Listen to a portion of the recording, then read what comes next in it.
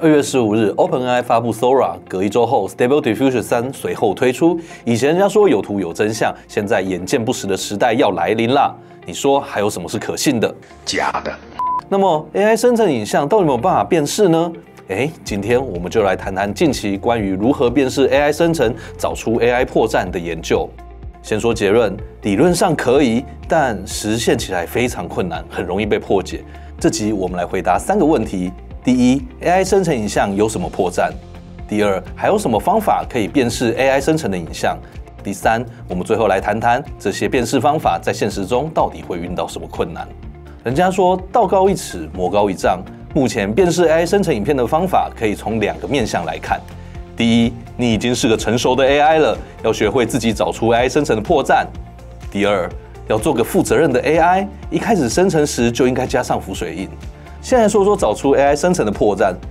在 Sora Stable Diffusion 3诞生之后，可以说人眼已经看不出什么破绽。不过 AI 可以。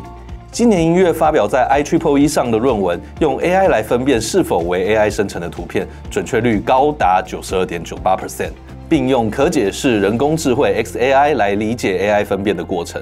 什么是 XAI？ 简单讲就是 AI 决策公开透明化，不只要像 ChatGPT 一样给答案，还要公布中间所有的运算过程。针对分辨 AI 生成 ，XAI 给出了意料之外、情理之内的说明，破绽都不在主体上。例如 Sora 的这部影片，你可以看到女人本身是完美的，但仔细看背景就能发现破绽。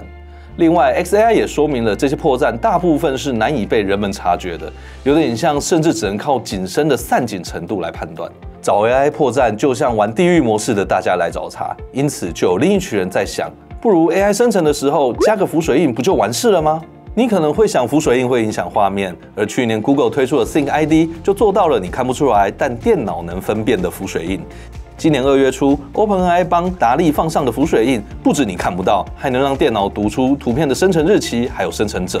如果浮水印确实落实到现实中，好像就不用担心 AI 造假的问题了。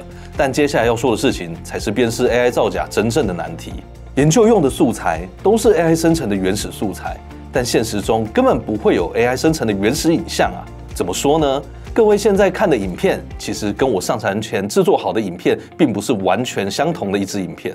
当影片上传到 YouTube 或其他社群平台后，社群平台会将影片重新压缩、取样再输出。虽然肉眼看上去没什么改变，但部分细节已经消失。极端点说，网络上不存在任何原始影像，除非你用云端传影片，不然都被压缩过。这种细节消失会让前面提到的第一种找 AI 破绽的方法变得极为困难。相较之下，浮水印还比较能抵抗这种压缩，但你能想象有人会不编辑就直接上传吗？只要影片再套个滤镜，编辑一下，裁切一下，再转档一下，每一次编辑后输出都跟上传到社群平台一样，是一次压缩输出的过程。那么浮水印到底能抵抗多少次的压缩输出呢？没人知道确切的答案，所以浮水印的抗压缩能力也是目前重要的研究方向。也许不久我们就会有答案了。就在2月 ，Facebook 母公司 Meta 与 Partnership on AI 等论坛合作，制定出用以辨识来自 Google、OpenAI、微软、Adobe、Midjourney 等等采用不同技术生成的 AI 图像。换个角度想，如果影片能在社群平台压缩前就先侦测 AI 放上浮水印，也许就能有效防范 AI 假讯息入侵到生活，不是吗？眼见不再为凭的问题，接下来只会越来越多，不会越来越少。谣言进化成谣图跟谣影片，这是未来的趋势啊。而我们现在真的没有其他的武器来辨识 AI 生成的内容，说到底还是要回归自身的媒体素养，确认讯息来源，才能够保护自己啊。